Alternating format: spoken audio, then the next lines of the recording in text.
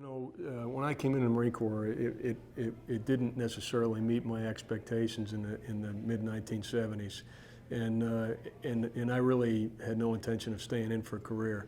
And then I looked up to the Vietnam veterans that I was fortunate enough to have as platoon sergeants, company commanders, battalion commanders, and what they really taught me was not just to look at the Marine Corps as what it is, in my case, but to look at it as what it should be and be a part of the solution.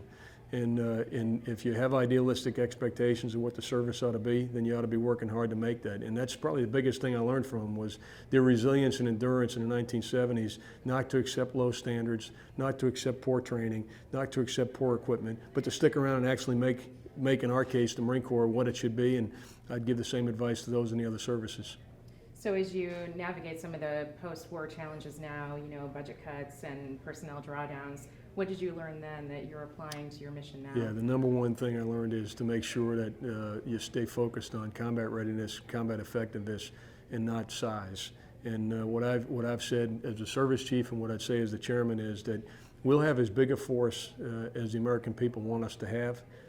but my job is to make sure that whatever size force we have is balanced with the right equipment, the right training, and the right leadership, the right educational opportunities to grow our leaders.